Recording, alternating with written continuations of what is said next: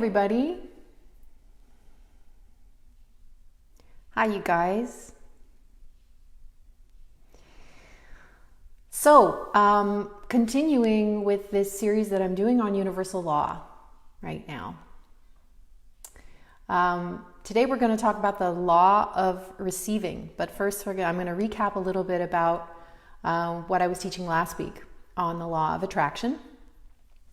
So, we talked last week about the law of retraction of retraction, not the law of retraction, the law of attraction as being secondary to the sort of grandmother of all the laws, which is the law of vibration. And the law of vibration simply is that everything vibrates, everything is in motion constantly, and so that is what actually enables us to take advantage of the law of attraction, because we attract according to our vibration. So first thing is that we're vibrating. Second thing is that we're attracting according to that vibration.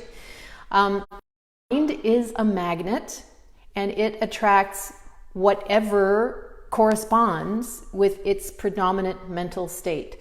I mean, if you start looking into the technology that's available now, for example, if you follow or any of these neuroscientists, they know for sure now, and they have machines that can actually measure your thought waves outside your head. They don't have to put something on your head anymore to read your brain.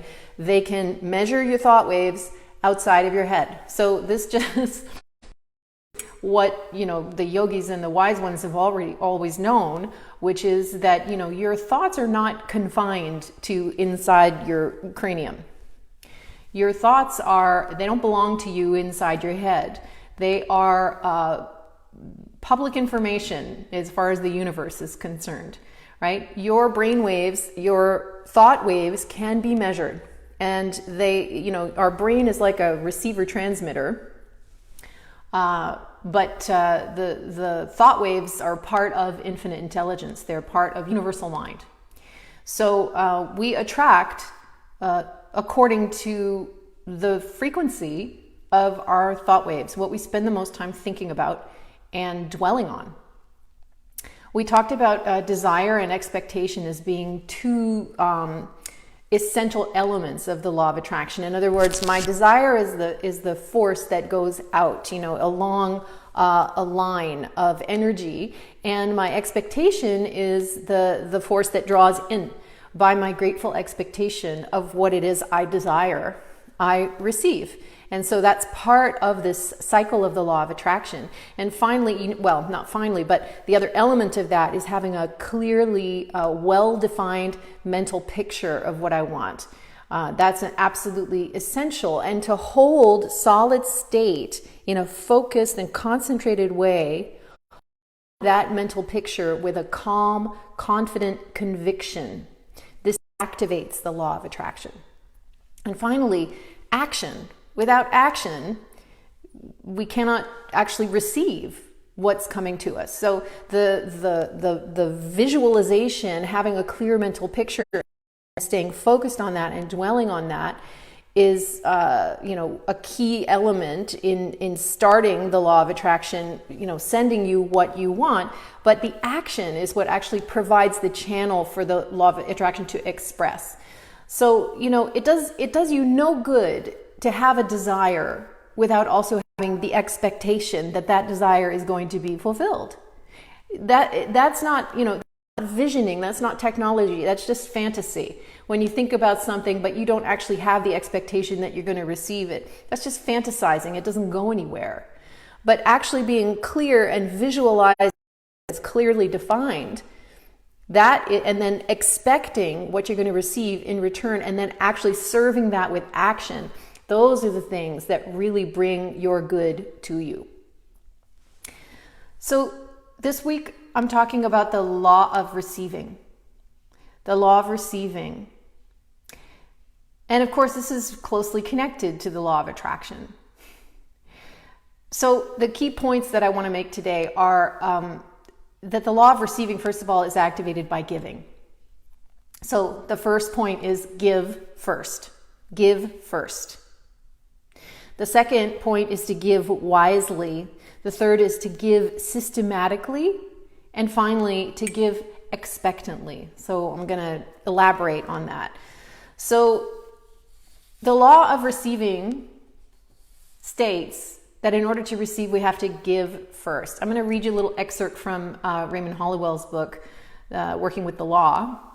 And so you see what I mean. He says, unless we are free to extend or give out of our desire our good, the law will not have any pattern to work with. It cannot proceed to supply any need without a pattern.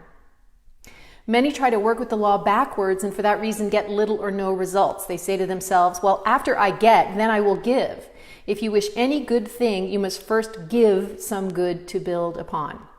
And I love that he uses the word pattern, because similar to with the law of attraction, how when our desire creates a line of energy out through which, and then our expectation brings it in. When we give something out of ourselves, we create almost like a template.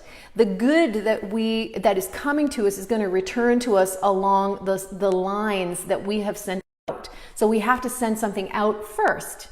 It's similar to, a wood stove. You don't expect a wood stove to give you heat without putting wood in it first. It has to have something to burn, and it's quite a similar concept here. Giving activates the law of receiving. So focus on giving. Think of it, I like to think of it in terms of gifts. What gifts do I have that I can give to the family of humanity, right? And when we start thinking in terms of, well, what do I love? What am I good at? What feels good to me? And how can I contribute, right? That's really what giving consists of. And when you start to give that way, then the universe really responds abundantly. So giving always precedes and predetermines the reception. So whether you're giving your thoughts, your ideas, your words, your love, your service, your actions, your money, whatever form that giving takes, precedes and predetermines how you receive. Second point, give wisely. Give wisely. This is about respect. It's about respecting yourself, and it's about respecting other people. Don't give your substance, in other words, your life force. There's a thinking substance that has created and is the original substance which creates everything that is. And we're part of that. We are thinking substance. If you look at it in terms of quantum physics, it's, you can think of it as those dancing strings of light that are vibrating, and those dancing strings are in what they call superposition, right? They're ready at every instant to become anything, right? Every element that we can see in the world is actually one element. So this is quantum physics, and they know this that those vibrating strings can become anything, right? And so this substance which surrounds us and interpenetrates and permeates all of existence, including our own beings, this substance is creative. It tends to create form along the lines of our thought, right? Of the thoughts that we hold most in mind. And so this when we give, when we think, we are giving of this force, this life force, this substance. And so it's important to give it wisely. So don't give this substance to anyone who cannot appreciate it or improve with it. In other words, don't force things down other people's throats. If they're not ready, if they don't want to accept it, if they don't want it, it's not for them, and that's okay. Right? And in the same way, you're respecting what you also have to give. And the more you respect your divine gifts and what you have to offer, and respect other people in the giving of it, the more you receive. Third point, give systematically. So giving systematically and regularly, as opposed to sporadically and occasionally, increases your ability to receive. Now, this is where we can talk about the principle. This idea of tithing, which is giving 10%, in the most traditional sense, giving 10% of your income to causes that you care about. Originally it was to the church, right? But this is actually a spiritual concept. And, spiritual practice, sadhana in the morning, is the concept of tithing spiritually applied. In the most traditional sense, sadhana, or spiritual practice, is 2.5 hours. That's 10%, or just a little bit more, of your day, of the 24 hours that you by the infinite for this day. And in your spiritual practice, you are giving to the infinite. You're giving 2.5 hours of your time to the infinite, knowing that when you give, you activate receiving. So you give everything to God, to spirit, to the universe, to however you want to think of it, through spiritual practice, knowing that you activate the law of receiving and that you will be provided for. So the concept of tithing is a spiritual concept. It can take different forms. But basically, whatever you give, if you give of money, if you give of time, however it is you give, do so systematically and in an orderly way. Be purposeful, right? In terms of tithing your income, it's good to be purposeful and a percentage giver versus being a casual or an emotional giver, right? So you set up something regular where you're giving, and this is part of faith. It's part of trusting that we are given everything we need. This thinking substance that from which all seed gives me everything that I desire. And so I relate myself to it by a feeling of deep and profound gratitude. And it's a relationship of trust between me and this infinite substance, this infinite intelligence, God, the grand overall designer. However you want to think about or talk about the power that's breathing you, this is about a relationship of trust. So I trust that I will always receive what I need. I give. So I give systematically and I give regularly in the trust and faith that in my doing so, I will always be sustained. I will always be provided for. And far more, I will be given far more than I need, actually. So that's the idea behind tithing. And it also creates kind of like a self-confidence and a positive mental attitude. Expectation that, yeah, I know I'm going to be looked after. I'm going to be provided for because I'm doing everything that I'm expected to do on my end for that to naturally. And finally, giving expectantly. And you can see how all of these things are interrelated. It's kind of hard to actually parse universal law because all the laws are one law. But for our purposes of understanding and embodying and noticing how the invisible laws that govern creation function in our lives, it can be helpful to give them names and to, try to understand them more from an intellectual approach. So giving expectantly, we continually draw into life by the law of attraction what we give and what we expect to receive.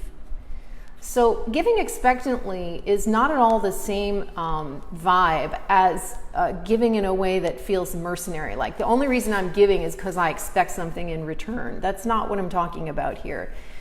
Giving expectantly, just as when you plant a seed, you have the expectation that a certain kind of plant is going to grow from that seed. And if you do all the things that you're expected to do to tend that seed, so a seed, an apple seed, planted and carefully tended, given water, given sunshine, and removing any weeds that might choke it, will yield an apple tree. It's to be expected.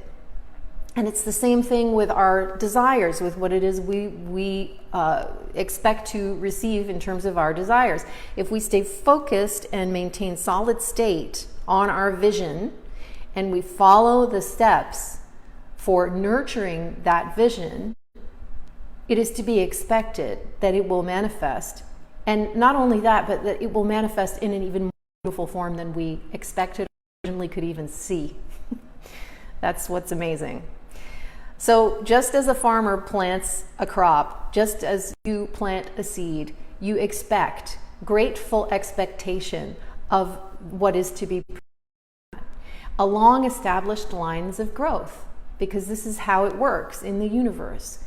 Once you have the vision and you stick with that vision and you send out your desire, receive with grateful expectation, it will happen. It must happen. People ask me, it's like we're afraid to ask too much, right? And I just want to read you a quote again from Raymond Hollowell's book that answers that question. Can I expect too much? True desire represents the urge of life itself, right? Seeking fuller expression. And it's kept alive by continuous expectation of its fulfillment. It brings to us the ways and means for it. The principle explains no desire is felt until the supply is ready to appear. In other words, no mind can be conscious of a need or of a desire unless the possibility of its fulfillment already exists. Your prayer, your desire, your inner urge are like a magnet. And the stronger they are, the stronger the power of your magnet and the greater its attraction. You can't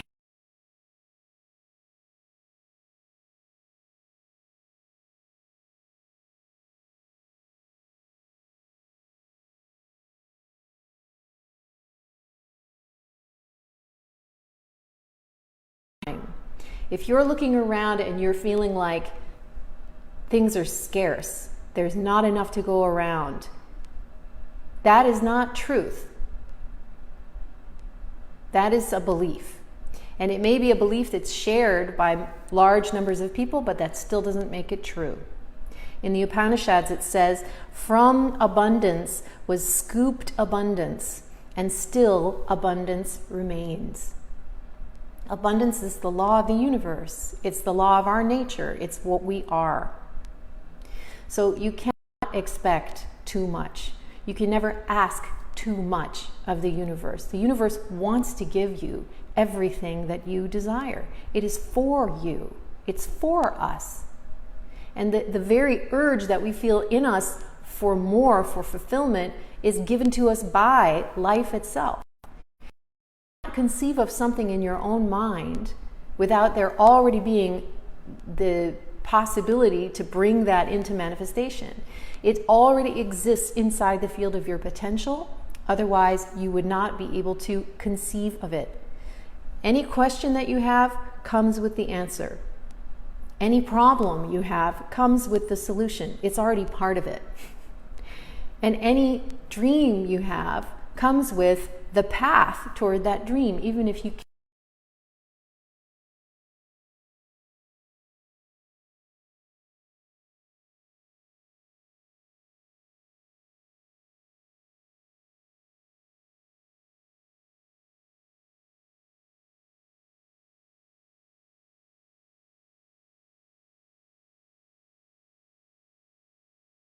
Considering an area where you're feeling lack right now, where you're feeling a lack of something, like there's not enough, or where you would just love to give, and focus on giving to others in that area, and then just notice what happens. For example, if you're feeling a lack of anything, like for example, a lack of appreciation, let's say, then practice giving appreciation, becoming the world's greatest appreciator.